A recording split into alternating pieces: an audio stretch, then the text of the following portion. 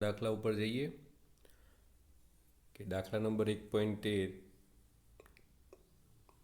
એની રકમ કંઈક કે આ ટાઈપનું કહેવા માગે છે કે તોબાના બે અલગ કરેલા ગોળાઓ આપેલા છે એ અને બી. તેમની વચ્ચેનું અંતર છે 50 સેન્ટીમીટર. તો સેન્ટીમીટરનું મીટરમાં રૂપાંતરણ કરીએ એટલે 0.5 મીટર જેટલું બંને વચ્ચેનું અંતર થાય. પછી જો દરેક ગોળા ઉપરનો વિદ્યુત ભાર તો એ 6.5 × 10⁻⁷ જેટલો વિદ્યુત ભાર આપેલો છે, એટલે ક્યુ ઇઝ ઇક્વલ ટુ ક્યુ બી.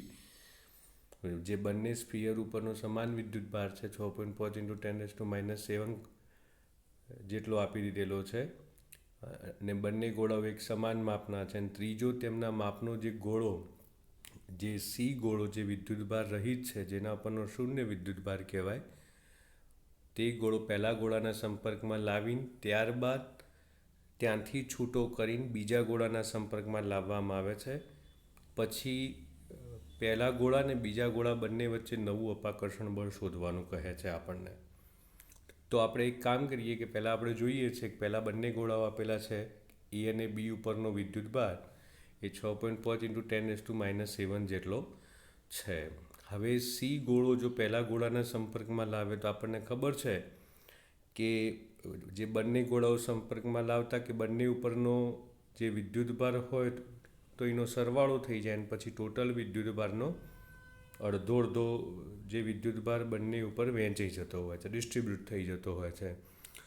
તો આમ તમે જુઓ કે ક્યુ એ અને ક્યુ સી જેટલા વિદ્યુત ભાર ધરાવતા જે બંને ગોળાઓ એ અને સીને અહીં સંપર્કમાં લાવવામાં આવે ત્યારે કહેવાય કે બંને ઉપર વહેંચાતો વિદ્યુત ભાર જો Q1 ઇઝ ઇક્વલ ટુ આપણે કીધેલું છે એ પ્રમાણે કહેવાય કે ક્યુ એ વત્તા ક્યુ સી, આપણે કહીએ કે ક્યુ એ વત્તા ક્યુ સી બાય 2 જેટલો વિદ્યુત ભાર વહેંચાઈ જશે, એટલે કે સી ઉપર તો 0 વિદ્યુત ભાર છે. તો આમ કે બંને ઉપર એટલે કે એ અને સી ઉપર બાકી રહેતો વિદ્યુત ભાર 3.25 × 10⁻⁷ જેટલો વિદ્યુત ભાર આપણે બાકી રહે.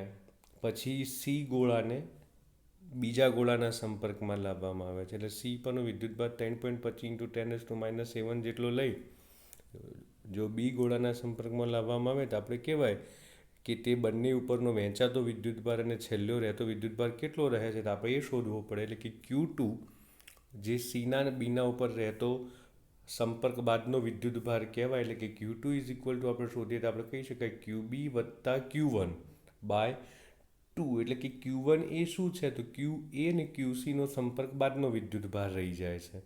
પછી આપણે કહેવાય કે 6.5 × 10⁻⁷ વત્તા 3.25 × 10⁻⁷ બાય 2 જેટલો વિદ્યુત ભાર થાય, એટલે કે QB ને QC એટલે કે સી અને બી ઉપરનો વિદ્યુત ભાર બાકી રહે તો 4.87 × 10⁻⁷ જેટલો વિદ્યુત ભાર બાકી રહે. તો હવે એ ગોળા પરનો વિદ્યુત ભાર કેટલો થયો તો આપણે કહીશું 3.25 × 10⁻⁷.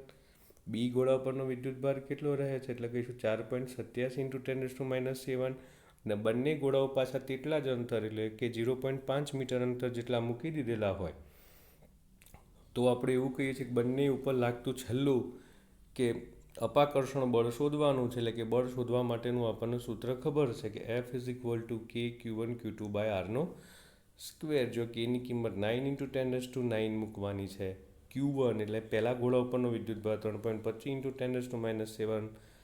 QB એટલે કે બીજા ગોળા ઉપરનો, Q2 એટલે બીજા ગોળા ઉપરનો વિદ્યુત ભાર 4.875 × 10⁻⁷ બાય ડિસ્ટન્સનો સ્ક્વેર કહું તો ડિસ્ટન્સ એટલે 0.5 નો વર્ગ કરી જો સાદુરૂપ આપે તો આપણે એવું કહી શકાય છે કે 5.7 × 10⁻³ ન્યૂટન જેટલો વિદ્યુત ભાર ક્યાં તો 5.7 × 10⁻³ ન્યૂટન જેટલું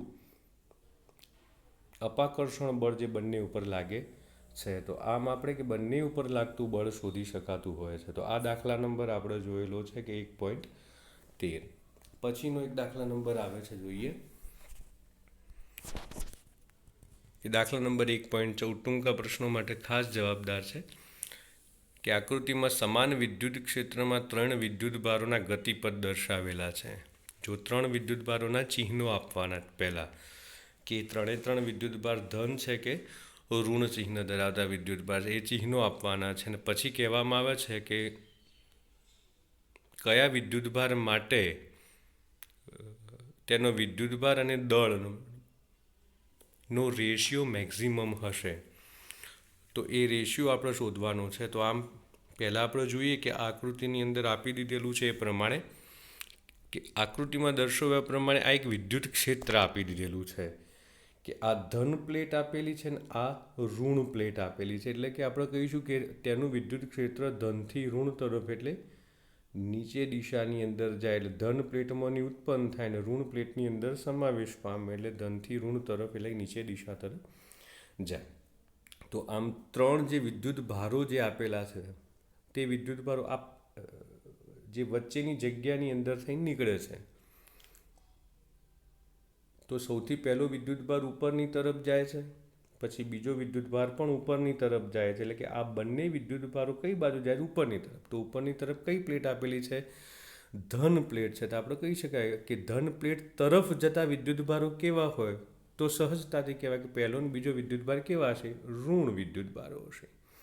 પછી નીચેની ઋણ પ્લેટ તરફ ત્રીજો વિદ્યુત ભાર જાય છે, એટલે ઋણ પ્લેટ તરફ જતો વિદ્યુત ભાર કેવો હોય? તો આપણે કહીશું ત્રીજો વિદ્યુત ભાર કેવો હશે? ધન વિદ્યુત ભાર હોય. તો આમ કે ત્રીજો વિદ્યુત ભાર એ ધન છે ને બાકીના બે એટલે પહેલો ને બીજો વિદ્યુત ભાર એ ઋણ વિદ્યુત ભારો છે. પછી આપણે કહી શકાય કે E/mનો રેશિયો શોધવાનું કીધેલો હોય તો એક નવું સૂત્ર છે યાદ રાખવાનું. વિદ્યુત ભાર અને દળનો રેશિયો તે જે તે કણના સ્થાનાંતર ઉપર આધાર રાખે છે. એટલે વિદ્યુત ક્ષેત્રમાં જે તે વિદ્યુતભારિત પાર્ટિકલે જેટલું સ્થાનાંતર, જે મેક્સિમમ સ્થાનાંતર થતું હોય તે કણનું, તે સ્થાનાંતર ઉપર E/mનો રેશિયો આધાર રાખે છે. એટલે કે અહીંયા કયા સૂત્ર આપી દીધેલું છે કે વાય ચલે છે E/m, એટલે કે વિદ્યુત ક્ષેત્રમાં જેટલું મેક્સિમમ સ્થાનાંતર થતું હોય તે કણની આપણે વાત કરીએ તો આપણે એવું કહેવામાં આવે છે કે દાખલા તરીકે હું તમને એમ કહું કે ધન પ્લેટથી વિદ્યુત ક્ષેત્ર ઉત્પન્ન થઈને ઋણ પ્લેટ તરફ જાય છે, તો આ વિદ્યુત ક્ષેત્રમાં સૌથી વધારે સ્થાનાંતર કયા કણનું થયેલું હશે? તો આપણે કહી શકાય કે ત્રીજા કણનું. જે ઉપરથી ધન પ્લેટથી તમે નીચે તરફ સ્થાનાંતર ધ્યાનમાં લો તો આપણે કહી શકાય ત્રીજા કણનું મેક્સિમમ સ્થાનાંતર વિદ્યુત ક્ષેત્રમાં થયેલું છે. માટે વાય એ મેક્સિમમ ત્રીજા પાર્ટિકલ માટે થાય છે. તો આપણે કહી શકીએ કે ત્રીજા કણ માટેનો જે વિદ્યુતભાર અને દળનો રેશિયો સૌથી મેક્સિમમ હોય છે. તો આપણે જોયેલો છે આ બીજો દાખલો 1.14 ટૂંકા પ્રશ્નો માટે. હવે 15મા દાખલા તરફ જઈએ. એક સમાન વિદ્યુત ક્ષેત્ર આપી દીધેલું જેનું મૂલ્ય આપણને આપેલું છે E = 3 × 10⁻³ ન્યૂટન ભાગ્યા કુલમ જેટલું મૂલ્ય છે. એટલે અહીંયા લખીએ કે વિદ્યુત ક્ષેત્રનું મૂલ્ય કે E = 3 × 10⁻³ ન્યૂટન ભાગ્યા કે વિદ્યુત ભાર જેટલું મૂલ્ય આપી દીધેલું છે. તો YZ સમતલને સમાંતર જેનું સમતલ હોય તેવો 10 સેન્ટીમીટરની બાજુવાળો ચોરસમાંથી આ ક્ષેત્રનું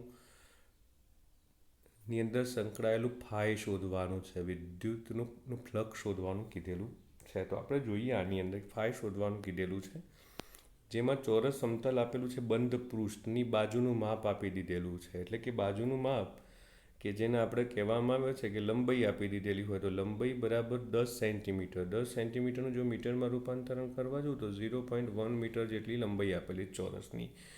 તો આમ આપણે ફાઈ શોધવાનું છે. તો ફાઈ = સૂત્ર તમને ખબર છે કે ફાઈ = આપણે સૂત્ર લખીએ છીએ ડાયરેક્ટ કે ફાઈ = આપણી પાસે સૂત્ર છે કે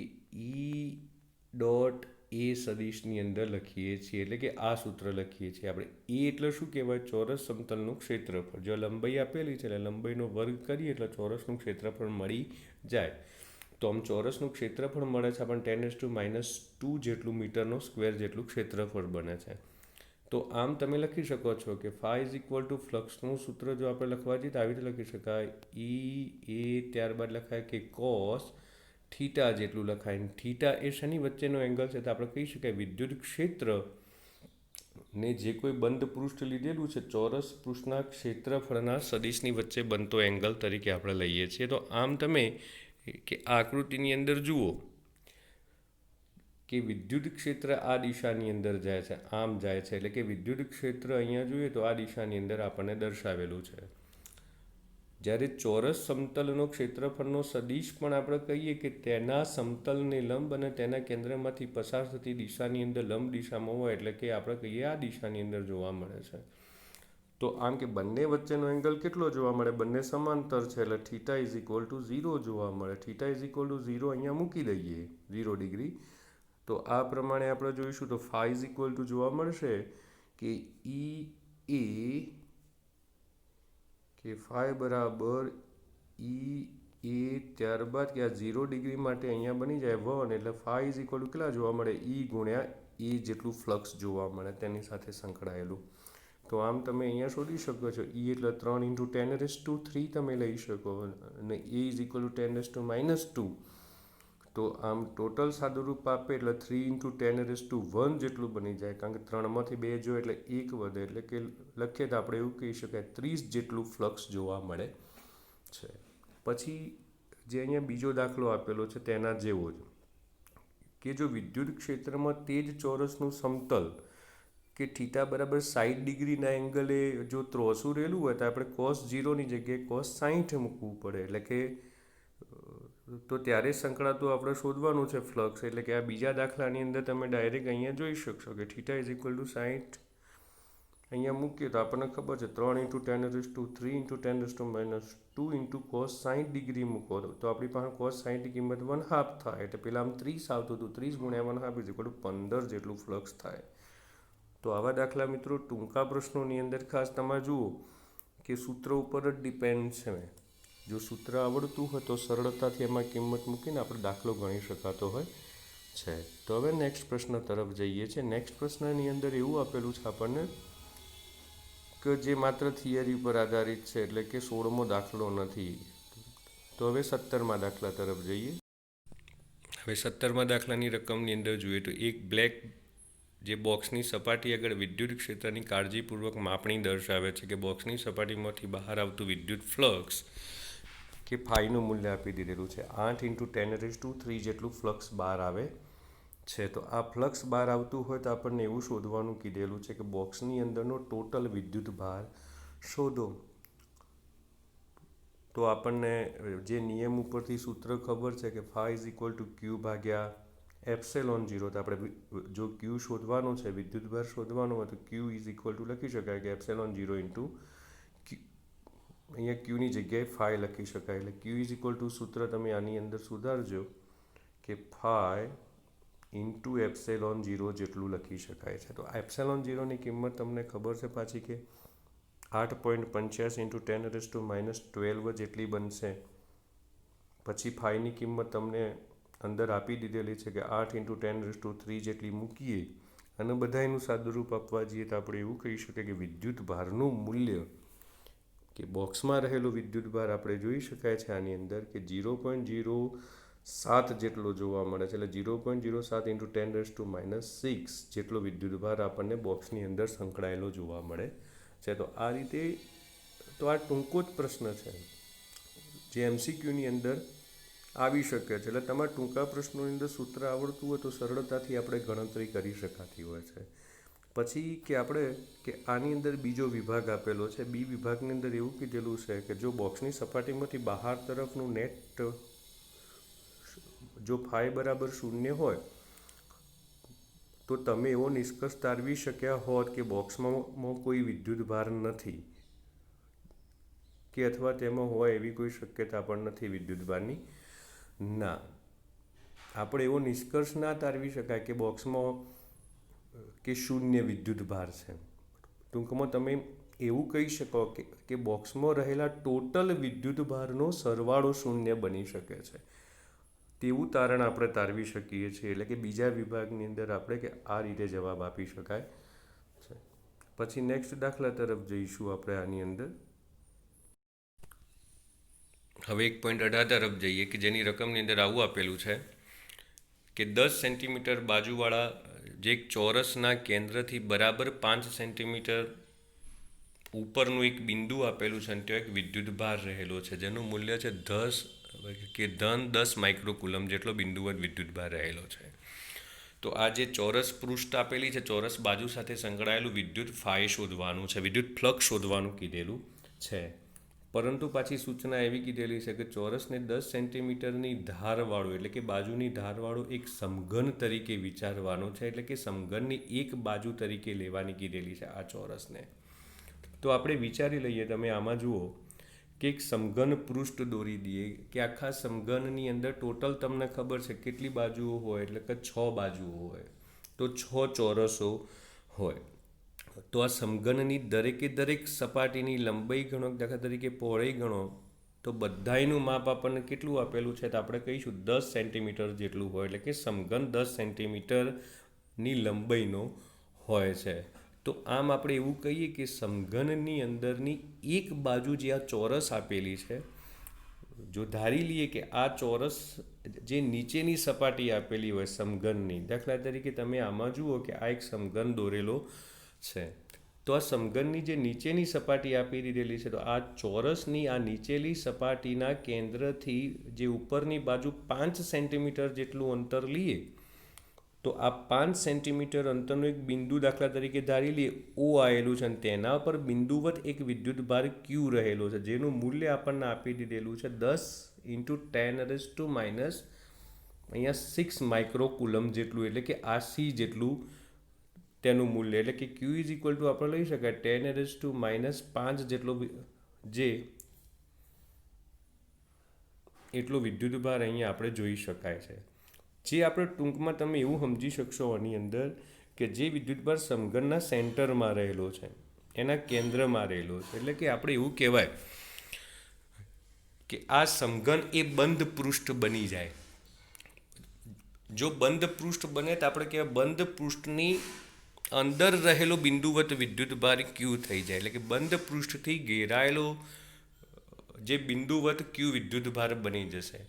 તો આમ આપણને ખબર છે કે બંધ પૃષ્ઠની જો અંદર સમાયેલો ટોટલ વિદ્યુતભાર ક્યુ જેટલો હોય, તો આખા બંધ પૃષ્ઠની સાથે સંકળાયેલું જો વિદ્યુતનું શોધવાનું હોય ફ્લક્સ, તો આપણે ટૂંકમાં આવી રીતે શોધી શકાય કે ફાઈ ઇઝ ઇક્વલ ટુ સૂત્ર તમને ખબર છે કે ફાઈ બરાબર ક્યુ ભાગ્યા સૂત્ર બને છે ε0 જેટલું સૂત્ર બને છે. તો આ સમઘનની સાથે સંકળાતું કે ફાઈ બને છે. હવે તમે જોઈ શકો છો કે આ સમઘનની સાથે આપણે શોધવાનું નથી કીધેલું ફ્લક્સ, માત્ર એમ કીધેલું છે કે આ ચોરસની સાથે સંકળાતું, એટલે કે સમઘનની એક જ બાજુ સાથે સંકળાતું ફ્લક્સ શોધવાનું છે. તો ટોટલ સમઘનની સાથે સંકળાતું આપણે અહીંયા શોધી શકાય ફાઈ જેટલું હોય ફ્લક્સ. તો સમઘનની એક જ બાજુ સાથે, એટલે કે સમઘનની તો ટોટલ કેટલી બાજુઓ છે, તો આપણે ટૂંકમાં એવું વિચારી શકાય 6 બાજુઓ છે. જો 6 બાજુ સાથે સંકળાતું વિદ્યુતનું ફ્લક્સ ફાઈ જેટલું હોય, તો એક બાજુ સાથે સંકળાતું કેટલું હોય, તો આપણે કહેવાય 6 ભાગનું. તેથી કહેવાય કે આ ચોરસનો જો નીચેની બાજુ તરીકે લઈએ, બેઝની બાજુ તરીકે આપણે કલ્પીએ, તો આ ચોરસ પૃષ્ઠની સાથે સંકળાતું ફાઈ ઇઝ ઇક્વલ ટુ આપણે લખી શકાય કે આ સૂત્ર પ્રમાણે લખાશે કે ફાઈ ઇઝ ઇક્વલ ટુ, એટલે phi dash is equal to 5/6, એટલે 6 ભાગનું વિદ્યુતનું થશે ફ્લક્સ, એટલે 5/6. એટલે જવાબની અંદર આપણે સૂત્ર બનાય ક્યુ ભાગ્યા 6 ε0 જેટલું. ક્યુની કિંમત તો આપણે અહીંયા શોધી ચૂકેલા છે 10⁻⁵ અથવા 10 × 10⁻⁶, અને છેદની અંદર 6 ઇન્ટુ કે આ ε0 ની અંદર કિંમત રાખીને જો તમે જવાબ શોધવા જાઓ, તો 5 ઇઝ ઇક્વલ ટુ છેલ્લું સૂત્ર મળે કે 1.8 × 10⁵ જેટલું 5 મળે છે. તો આમ તમે કે આ દાખલો પણ સરળતાથી ગણી શકો છો. હવે દાખલા નંબર 19માં પણ એના જેવો જ છે, જેની અંદર પણ એવું કીધેલું છે કે 9 સેન્ટીમીટરની ધારવાળો એક ઘનાકાર આપેલો છે, એટલે સમઘનના કેન્દ્ર ઉપર 2 માઇક્રોકુલમ જેટલો વિદ્યુતભાર રહેલો હોય, તો આ સમઘનની સપાટીમાંથી નીકળતું વિદ્યુત ફ્લક્સ શોધવાનું કીધેલું છે. એટલે ટોટલ આપણને સૂત્ર ખબર છે કે flux phi is equal to આપણને જોવા મળે કે ફાઈ ઇઝ ઇક્વલ ટુ સૂત્રની અંદર તમે લખી શકો ક્યુ ભાગ્યા ε0, એટલે ક્યુ ઇઝ ઇક્વલ ટુ આપણે લખી શકાય 2 × 10⁻⁶ જેટલો વિદ્યુતભાર આપેલો છે કુલમ, અને ε0 એટલે 8.85 × 10⁻12 તમે લખીને કે આ પ્રમાણે જો શોધવા જઈએ તો આપણને ટોટલ સંકળાયેલું ઘનાકારની સાથે સંકળાયેલું વિદ્યુતનું ફ્લક્સ જોવા મળે છે 2.26 × 10⁵ જેટલું ફ્લક્સ આપણને પ્રાપ્ત થાય છે. તો આ દાખલા નંબર તમે એકદમ સહેલા જ દાખલા છે 19મો છે. પછી નેક્સ્ટ જોઈશું એના પછીનો. હવે પછી આપણે નેક્સ્ટ ટોપિકની અંદર જોઈશું દાખલા